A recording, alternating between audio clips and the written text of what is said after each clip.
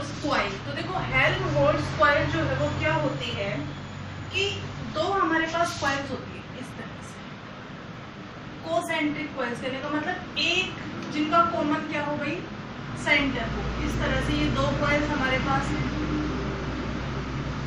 और ये जो कॉइल्स है वो ये इस तरह से अरेंज होती हैं कि जो इनकी रेडियस है, मान लिया यहाँ से यहाँ तक की जो रेडियस इस कॉइल की वो है a। सिमिलरली इस कॉइल के लिए भी जो रेडियस है वो है भाई a। तो जितनी इनकी रेडियस है उतनी ही डिस्टेंस पे ये एक दूसरे से सिचुएटेड होते हैं, कि ये डिस्टेंस भी जो इनके बीच की जो डिस्टेंस है सेंटर से वो भी कितनी होती है भाई, इनकी रेडियस के इक्वल। ऐसी कॉइल्स को क्या कहा जाता है भाई, ऐसी कॉइल्स को हम क्या बोलते हैं, हेल्महोल्ट्ज कॉइल्स हम इनको कहते हैं।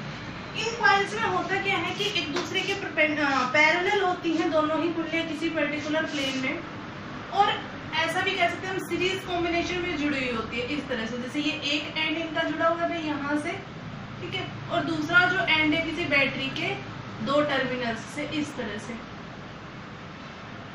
ये।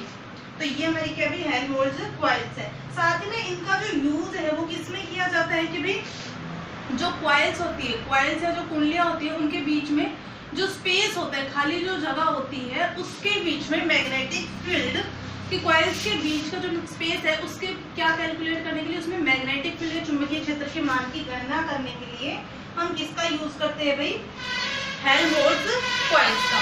तो अब देखिए जैसा हमने किया था कि जब हमने मैग्नेटिक फील्ड निकाला था सेंटर के लिए और डिस्टेंस हमने कितनी मानी थी उसमें a/2 के अकॉर्डिंग, तो उस कंडीशन में जो मैग्नेटिक फील्ड था वो हमारा कितना आया था भाई 4μ0I डिवाइडेड बाई 5√5a। यही तो आया था हमारा उस कंडीशन में, ठीक है भाई। तो अब देखो कि सबसे पहले अगर हम बात करें तो इनकी कॉइल्स में जो मैग्नेटिक फील्ड होगा, जैसे इसका जो भी मैग्नेटिक फील्ड होगा, हमने मान लिया इसका मैग्नेटिक फील्ड भी B1 हो रहा है चुंबकीय क्षेत्र और इसका B2, तो ये जो टोटल या फिर ऐसा बोले कि जो परिणामी विद्युत इनका चुंबकीय क्षेत्र होगा वो क्या होगा, वेक्टर सम होगा। दोनों कॉइल्स में जितना भी मैग्नेटिक फील्ड प्रोड्यूस हो रहा है उसका क्या होगा, वेक्टर सम होगा। तो अब हम क्या करते हैं, देखो कि जो सेंटर ऑफ स्पेस है उसमें हमने मान लिया कि जो मैग्नेटिक फील्ड प्रोड्यूस हुआ वो भाई ये हुआ सेंटर ऑफ स्पेस में, मतलब जो पॉइंट ऑफ इन्फ्लेक्शन हम जिसको बोलते हैं, पॉइंट ऑफ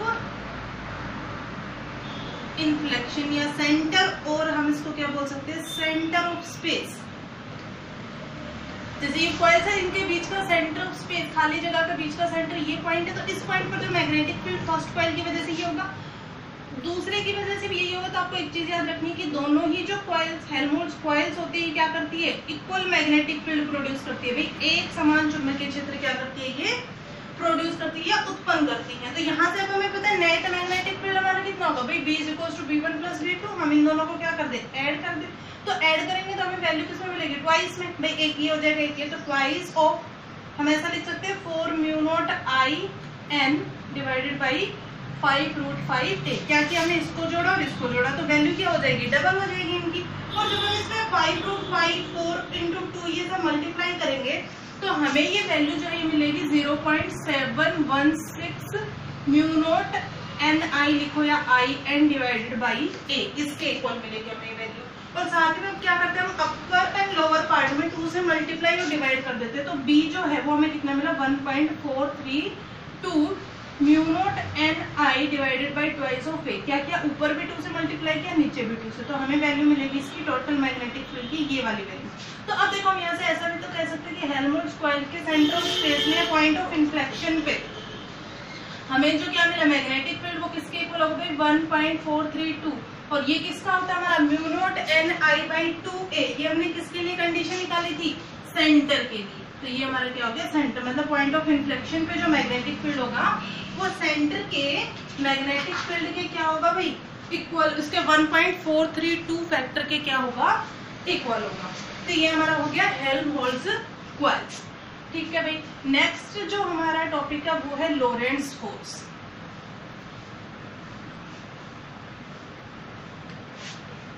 देखिए नेक्स्ट है लोरेंट्ज फोर्स या लॉरेंज बल, हिंदी में इसको लॉरेंज बल हम बोलते हैं।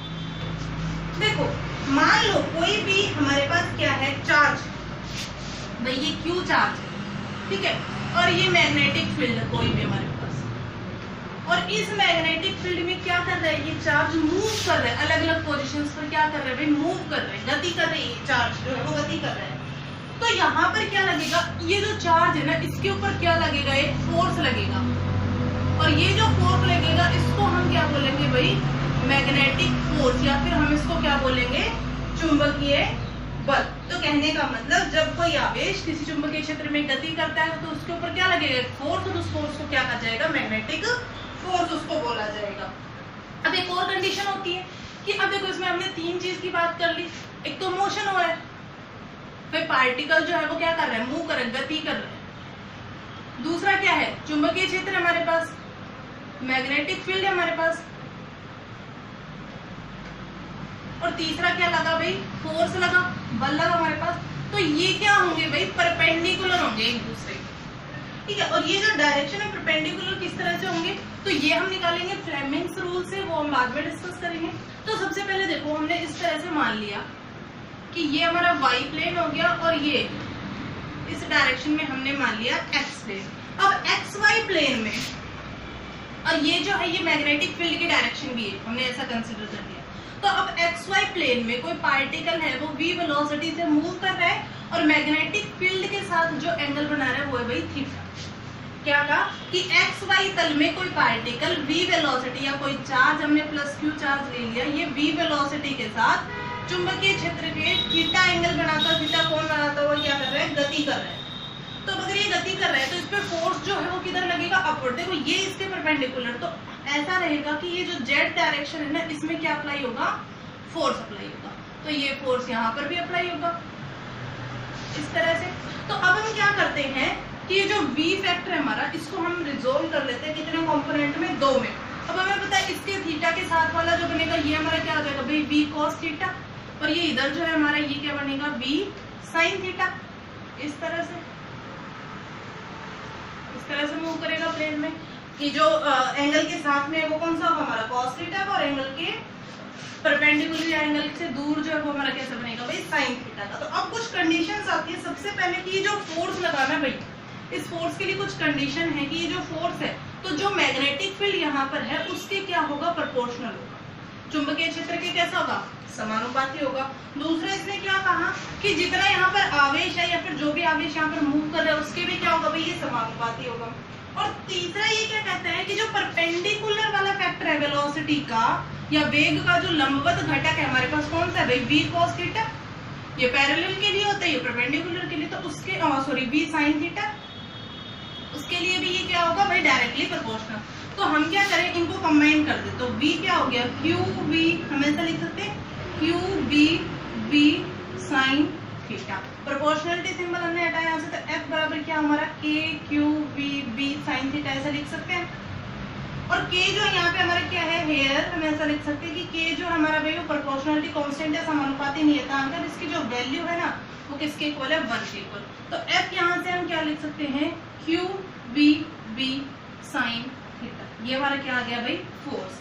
अब अगर हम बात करें वेक्टर फॉर्म में भाई, सदिश निरूपण में, इन वेक्टर फॉर्म में सदिश निरूपण में, तो फोर्स कैसी क्वांटिटी है, वेक्टर, चार्ज वेक्टर क्वांटिटी नहीं है, वेलोसिटी कैसी क्वांटिटी है, वेक्टर, और मैग्नेटिक फील्ड भी वेक्टर क्वांटिटी, और साइन थीटा के लिए कैसा लगता है भाई, क्रॉस प्रोडक्ट। तो ये वेक्टर फॉर्म में क्या आ गया, फोर्स। अब ये जो हमारे पास फोर्स आया, ठीक है भाई, अब हमने ऐसा क्या मान लिया कि देखो ये तो सिंपल कंडीशन हमारी कब थी, जब यहाँ पर मैग्नेटिक फील्ड था। अब हमें एक बात और पता है कि अगर कोई चार्ज मूव कर रहा है, चार्ज मूव करेगा तो इलेक्ट्रिक फील्ड भी होगा और मैग्नेटिक फील्ड भी। भाई कोई आवेश गति करेगा तो वहां पर क्या होगा, चुंबकीय क्षेत्र भी होगा और विद्युत क्षेत्र भी होगा।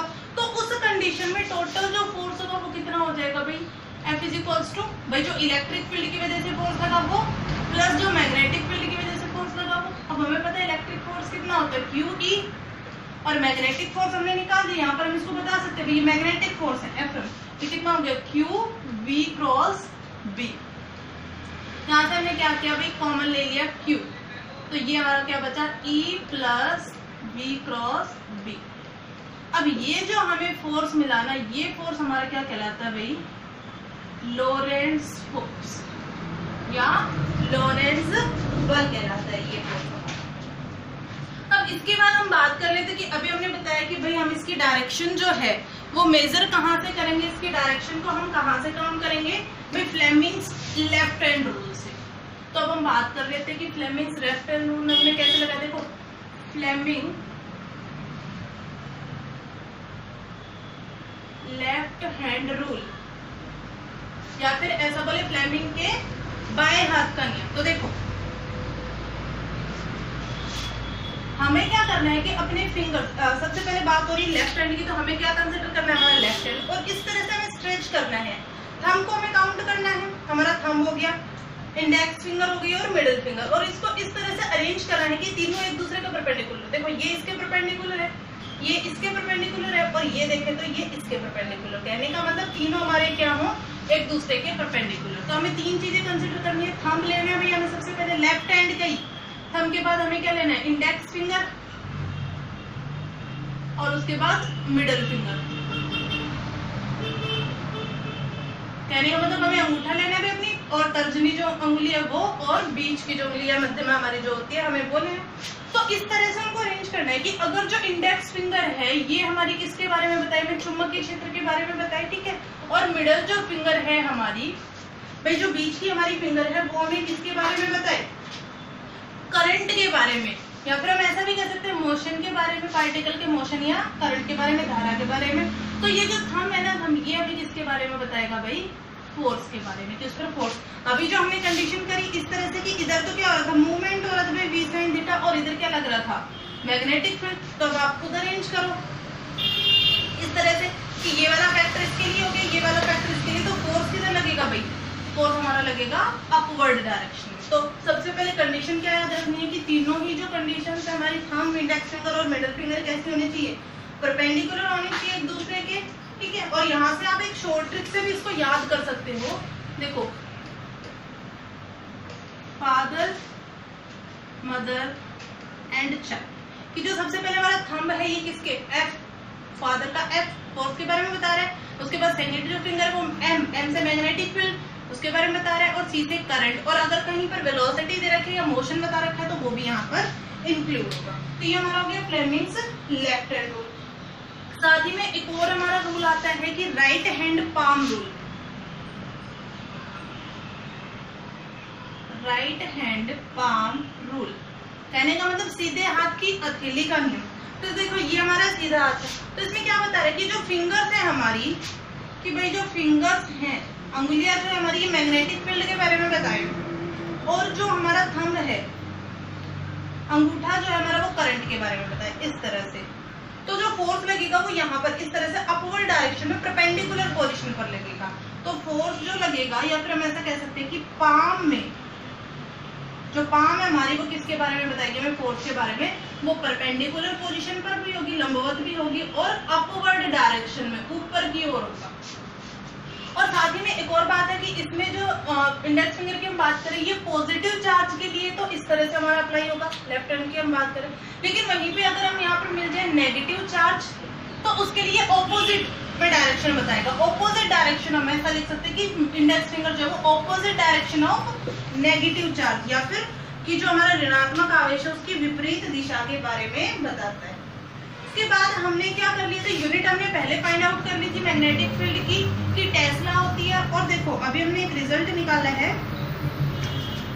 एफ जो है वो हमने किसके इक्वल निकाला भाई, क्यू वी भी हम डायरेक्ट ऐसे लिख देते हैं क्योंकि साइन थीटा की कोई यूनिट नहीं। तो बी अगर हम यहाँ से निकालना चाहें तो एफ अपॉन क्यू वी, हमें बी की एक यूनिट तो पता है टेस्ला होती है, और यहाँ से अगर हम चाहें तो न्यूटन, और ये कितना हो गया भाई coulomb, Newton coulomb into velocity के लिए मीटर पर सेकंड। अब कूलम पर सेकंड जो है वो हमारा किसके इक्वल होता है भाई, कूलम पर सेकंड एम्पियर के इक्वल। तो ये हमारा होगा न्यूटन पर एम्पियर मीटर, एक यूनिट ये होती है। साथ ही में एक और हमारी कि जो 1 टेस्ला है वो हमारी 1 वेबर पर मीटर स्क्वायर इसके इक्वल होती है। तो हमारे पास क्या हो गई, एक हमने गॉस की यूनिट पढ़ ली थी कि 1 टेस्ला जो हमारा 10⁴ गॉस के इक्वल होता है, ठीक है भाई। इसके बाद जो नेक्स्ट हमें बात करनी है वो हमारी है मैग्नेटिक फोर्स के लिए, कि मैग्नेटिक फोर्स किसी करंट कैरिंग वायर के लिए कितना होगा।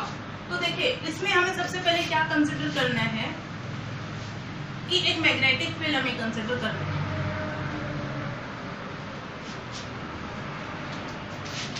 नेक्स्ट है magnetic force of a current carrying wire. कोई धारावाही हमारे पास चालक है, ठीक है, और उसमें क्या हो रहा है कि करंट, हम ऐसा नहीं कह सकते करंट कैरिंग वायर की जगह हम कंडक्टर का यूज कर लेते हैं कि धारावाही चालक जो है उसमें चुंबकीय बल कितना होगा। तो इसके लिए सबसे पहले तो हमें ये पता होना चाहिए कि कोई भी हमारे पास कंडक्टर हो उसमें जो करंट फ्लो होता है वो किसकी वजह से होता है, इलेक्ट्रॉनों की ड्रिफ्ट वेलोसिटी, इलेक्ट्रॉनों का जो अपवहन वेग होता है उसके कारण होता है।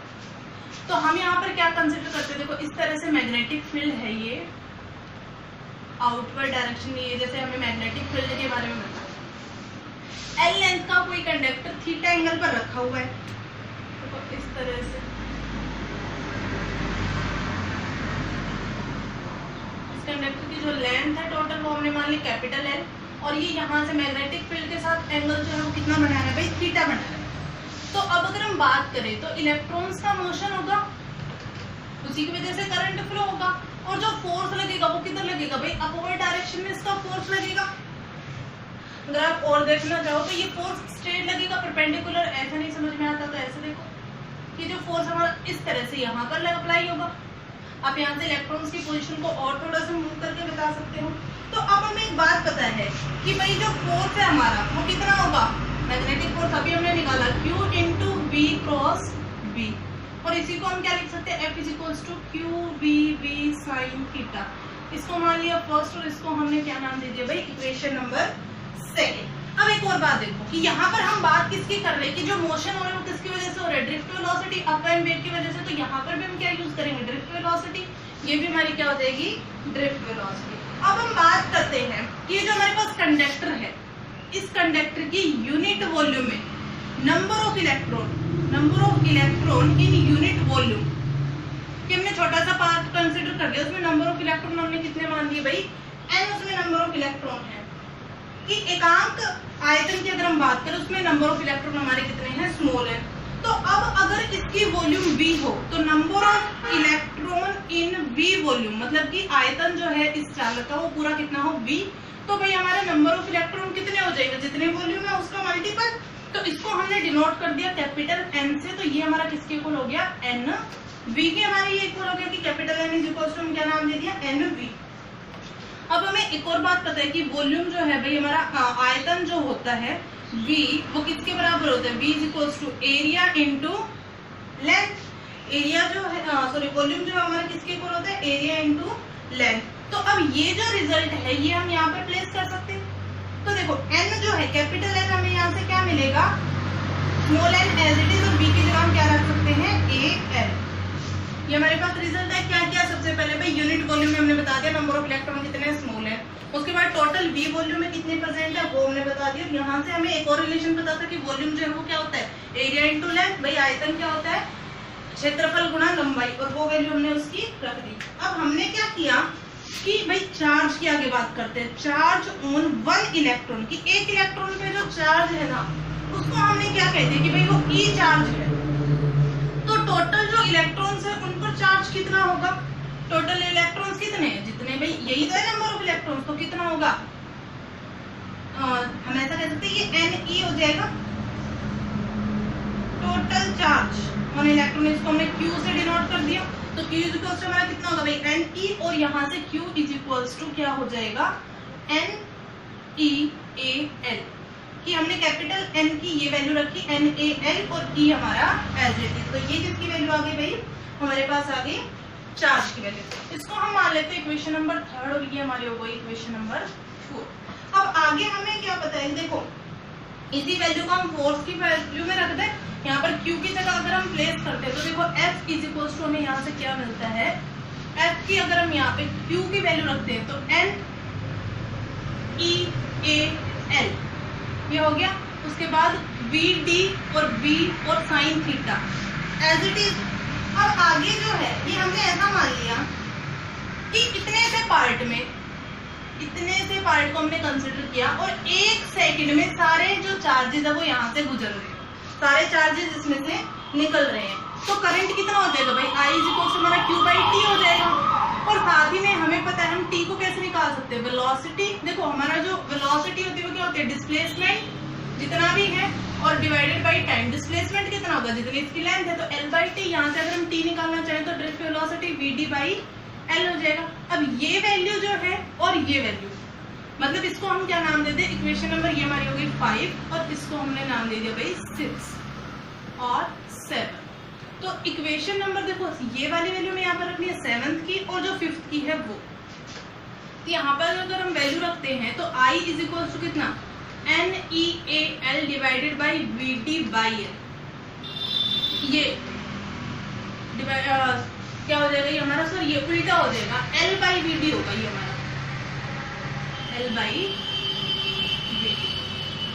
तो ये L से L कैंसिल, तो I इज इक्वल टू हमें कितना मिला, NEAVD। ऐसा ही हमने कहीं ड्रिफ्ट करंट के लिए निकाला था हमारा, अगर आपको ध्यान हो तो 5th चैप्टर में हमने यही रिजल्ट निकाला था। उसके बाद आगे हम क्या करें कि देखो NEAVD, यहाँ से हम इसको देखो NEA और VD इतने इतने पार्ट की जगह पे क्या रख सकते हैं भाई, I रख सकते हैं। तो F इज इक्वल टू हमें यहाँ से क्या मिलेगा, I L और B और साइन थीटा।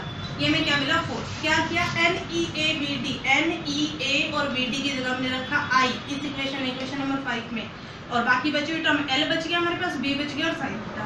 अगर आगे हम बात करें वेक्टर फॉर्म में इसको, तो F को हम क्या लिख सकते हैं भाई, I तो हमारा कैसा है, स्केलर क्वांटिटी है, ये कितना हो गया L और B, अगेन साइन थीटा के लिए कैसा प्रोडक्ट, क्रॉस प्रोडक्ट। तो ये हमारा क्या आ गया, मैग्नेटिक फोर्स किसके लिए, एक करंट कैरिंग कंडक्टर के लिए।